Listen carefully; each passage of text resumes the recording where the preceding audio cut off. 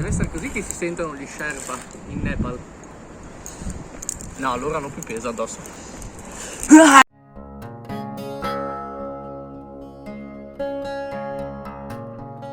Ciao bellissimi!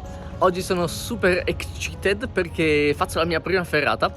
C'è anche Anissa, ma è scomparsa nella vegetazione. Quindi intanto vi faccio vedere la partenza alla via. Siamo in quel di Villa Santina, abbiamo parcheggiato vicino al cimitero e questa è la partenza. Si chiama la farina del diavolo perché ve lo dico dopo. Eccola là, la bestia.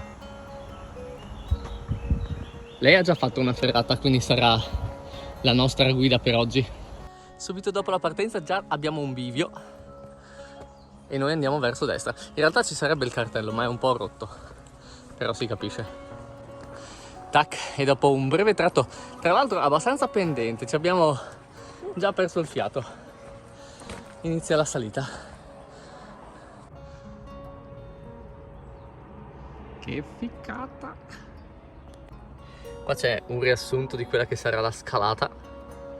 E qua i tempi di percorrenza, dice 3 ore e 30 con un dislivello di 230 metri. Anche se la nostra cara Anis dice che in un'ora e mezza è fatta.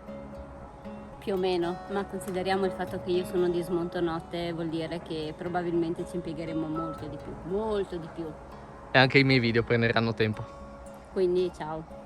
Materiale obbligatorio, guanti non ce li ho, scarpe idonee, imbrago sì, casco, cavolo, l'ho dimenticato, set da ferrata con assorbitori di energia, quello sì.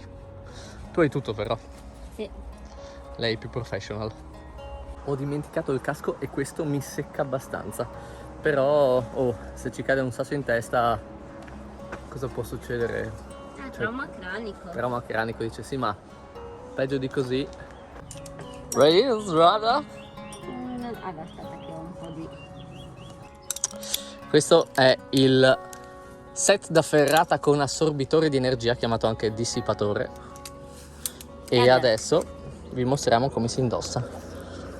Si infila, si tira, si fanno danni e tac, easy peasy, proprio facile. Easy peasy teasy lemon squeeze. E poi chi ha il, come si chiama l'orecchino quello che si allarga? Il divaricatore, dilatatore. Ecco, e se avete il dilatatore all'orecchio potete appendere il gancio esattamente qua, così che non lo perdete.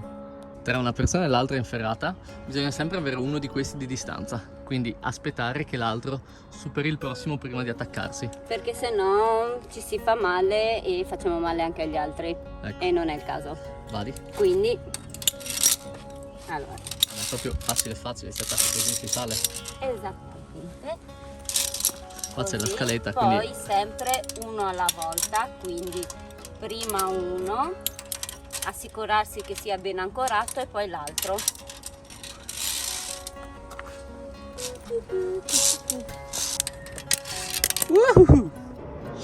Fighissimo, e la visuale è già strabella.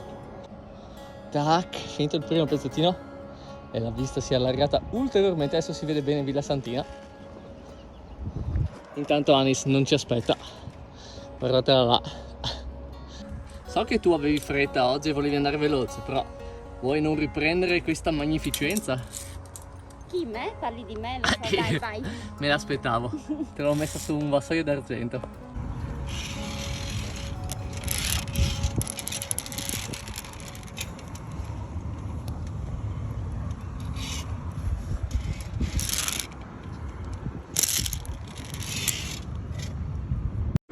Se cadi ti filmo. Cioè, mi stai dicendo di cadere perché mi stai filmando? O mi stai dicendo non preoccuparti che almeno se cadi ti filmo? Vedi tu come interpretarlo.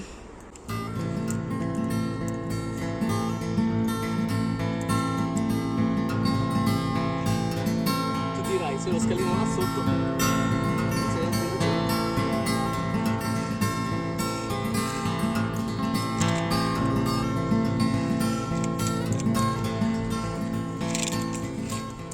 Next step, il prossimo pezzo è questo qua. Tac, bellissimo. bello verticale ma una scaletta a pioli praticamente. Easy. Era molto bello anche l'ultimo pezzo dove ci si poteva appendere alla roccia. Anis, ma come si fa qua? Oh!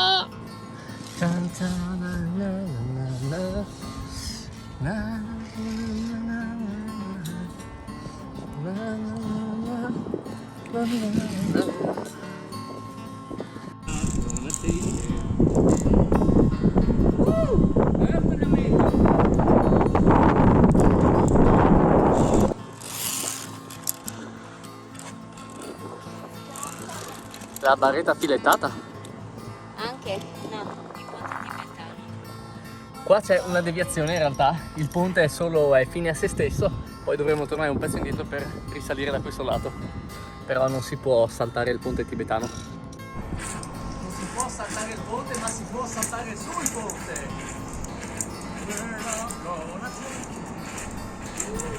Ah ah ah, e adesso sono io davanti.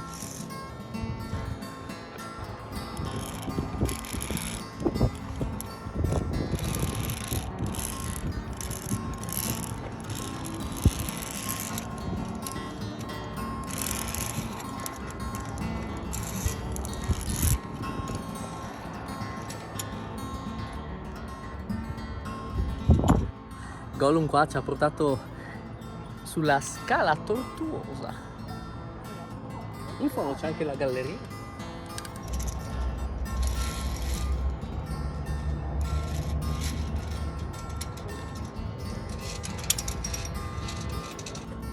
Notare che questa è una montagna made in Italy.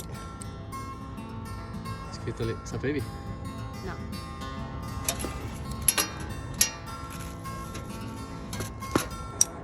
Ma questa sarebbe la sicurezza in montagna? Certo. Non è che solo perché sei arrivata puoi fare quello che vuoi. Ecco, per la discesa. Ecco, per la discesa dovrebbero essere 45 minuti, ma mi sa che Anis la fa in meno di un minuto. Dai, 30 secondi o meno. 30 secondi pronostica. E tac! Siamo arrivati in cima. E qua c'è l'inizio del rientro che ovviamente scende per un'altra strada che non è ferrata. No, è discesa normale. Siamo stati esattamente 1 ora e 30 fermandoci un sacco di volte a fare video e a guardare il panorama. E sì che non siamo esperti scalatori, Considerando il fatto che io sono di smontonotte, quindi tra l'altro. non ho dormito nulla. Quindi ecco, magari se soffrite di vertigini no, però se siete avvezzi alle altezze e sapete salire le scale a pioli ci potete provare, magari con una persona che l'ha già fatto o che ha fatto ferrate. Però non è particolarmente difficile. Mai andare da soli. Mai da soli, dice Anis. Il ritorno giustamente si fa correndo e occhio alle zecche. Ed è così che siamo giunti a destinazione. E in tutto ciò non vi ho fatto vedere la farina del diavolo, che si trovava esattamente lì del ponte tibetano, solo che ero così preso bene dal ponte che non ve l'ho fatta notare.